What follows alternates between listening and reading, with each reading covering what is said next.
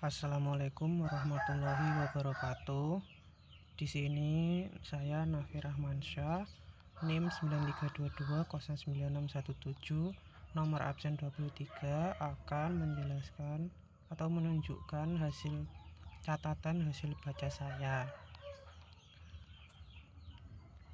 Dimulai dari bab 1, yakni sejarah timbulnya persoalan-persoalan teologi dalam Islam. Di sini dijelaskan bahwa permasalahan politik dalam Islam itu adalah permasalahan yang muncul pertama dan bukan permasalahan dalam teologi. Di sini dijelaskan bagaimana kota Mekah yang sangat berbeda dengan kota Madinah saat kala itu.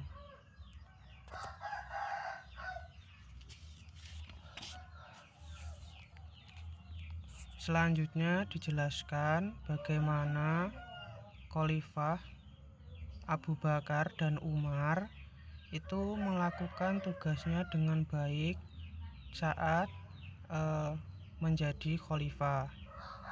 Sedangkan ada banyak pertentangan di masa Khalifah Utsman dan Ali bin Abi Thalib. Kemudian di bab kedua, kaum Khawarij.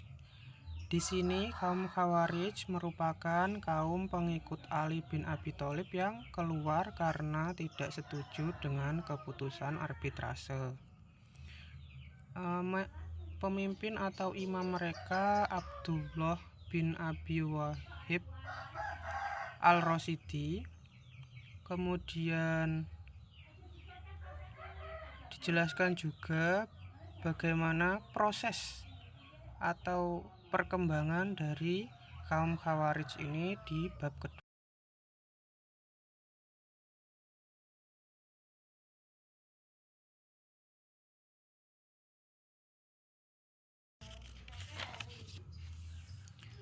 Selanjutnya, golongan Khawarij ini terpecah menjadi beberapa golongan lagi. Yang pertama ada Al-Azhariqah, kemudian Al-Muhakimah, lalu ada juga Al-Najat, Al-Ajaridah, Al-Azhariqah, lalu ada juga Al-Sufriyah, dan yang terakhir ada Al-Ibadiyah, yang merupakan Khawarij paling moderat karena masih menjalin kerjasama dan punya hubungan baik dengan pemerintah saat itu.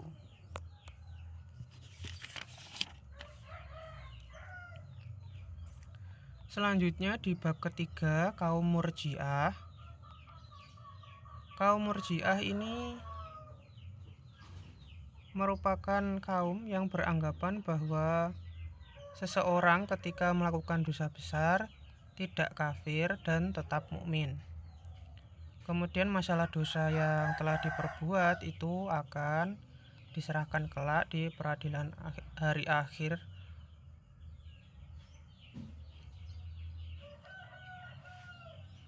Dalam hal politik, kaum Murji'ah juga bersikap netral. Lalu ada beberapa definisi atau arti nama Murji'ah sendiri. Secara garis besar, kaum Murji'ah dibagi menjadi dua golongan, yakni moderat dan ekstrim.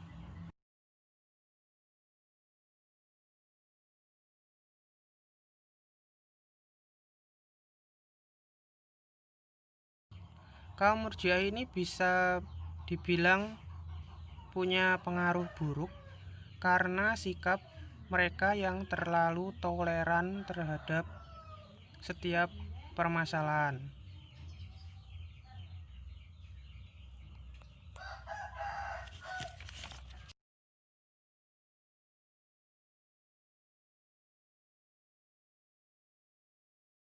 Kemudian bab keempat, kaum Qadariyah dan Jabariyah muncul atas dasar persoalan teologi, yakni sebenarnya manusia itu bebas atau berada dalam kendali mutlak Tuhan.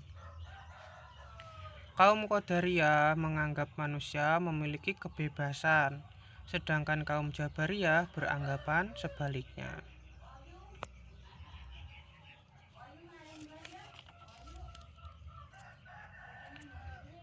Kemudian untuk paham Qadariyah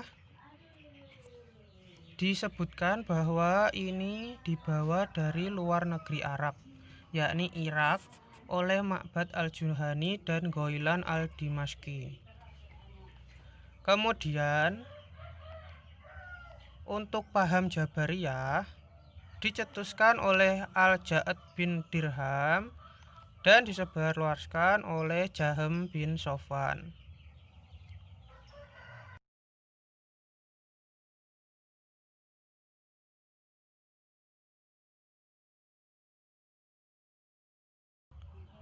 Untuk selanjutnya, paham Qadariyah diteruskan oleh kaum Mu'tazilah, sedangkan paham Jabariyah diteruskan kaum aliran Al-Asy'ariyah.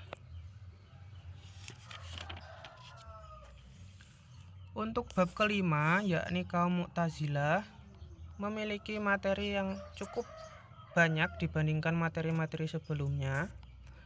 Jadi dimulai dari alasan pemberian nama Mu'tazilah yang berpusat pada cerita Wasil bin Atta, Hasan al-Basri, dan Amir bin Ubaid.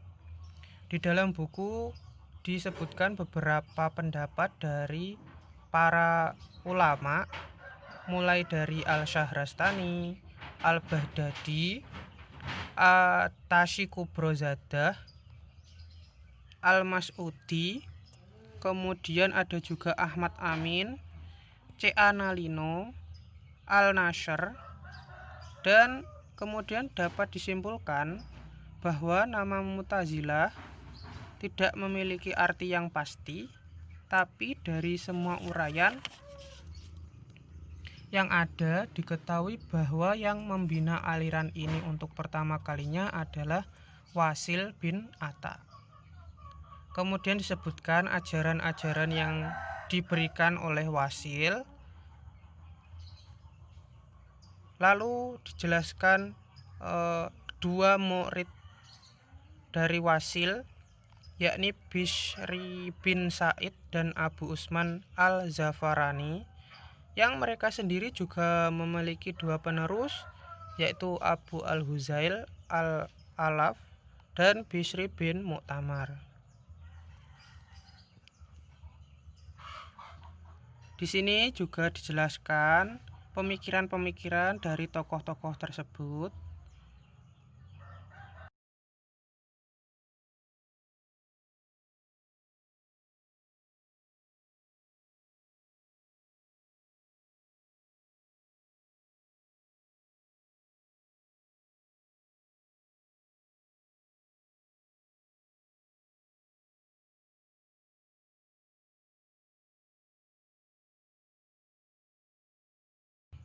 Lalu ada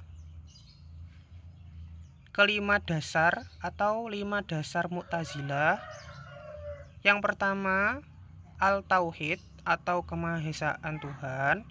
Yang kedua, Al-Adl. Kemudian yang ketiga, Al-Wa'ad wa Al-Wa'id. Selanjutnya yang keempat, Al-Manzilah bain al-manzilatain atau posisi menengah. Lalu yang kelima, perintah berbuat baik dan larangan berbuat jahat. Di zaman modern dan kemajuan ilmu pengetahuan seperti sekarang ini, ajaran kaum Mu'tazilah yang bersifat rasional telah timbul kembali, terutama di kalangan umat Islam yang terpelajar. Kemudian bab ke-6, Ahli Sunnah dan Jamaah, Ahli sunnah ini merupakan reaksi terhadap kaum Mu'tazilah. Di kala itu Mu'tazilah menjadi atau dijadikan mazhab negara oleh Al-Ma'mun. Tapi ada yang menentang, yakni Ahmad ibnu Hambal dan Muhammad ibnu Nuh.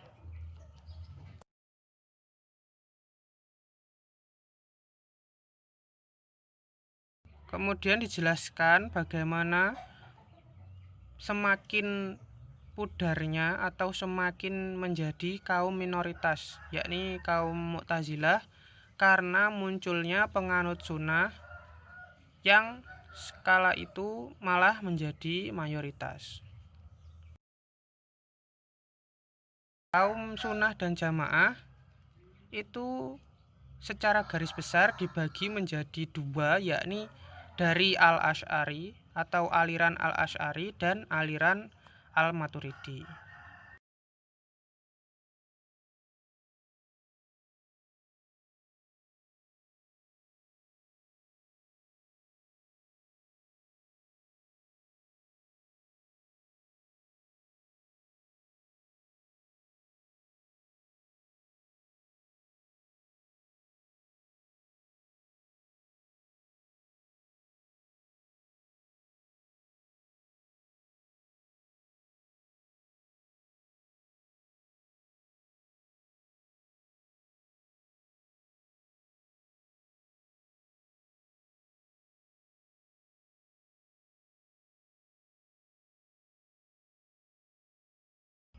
Ahli sunnah dan jamaah ini juga sempat digantikan lagi oleh aliran Syiah yang pahamnya mirip dengan kaum Mu'tazilah. Tapi itu hanya sesaat juga, karena akhirnya kembali lagi ke paham Al-Asy'ariyah setelah pemimpin yang menjabat kala itu merupakan golongan Al-Asy'ariyah. Kemudian untuk aliran Maturidiyah ini juga dijelaskan di buku. Al-Maturidi sendiri merupakan pengikut dari Abu Hanifah.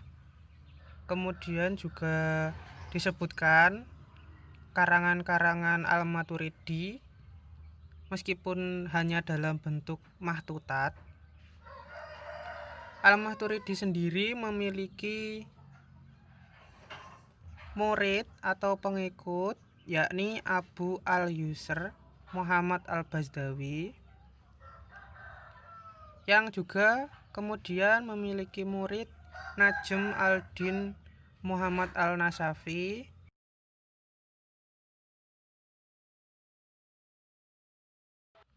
Al-Maturidiyah sendiri kini banyak dianut oleh umat Islam yang bermazhab Hanafi.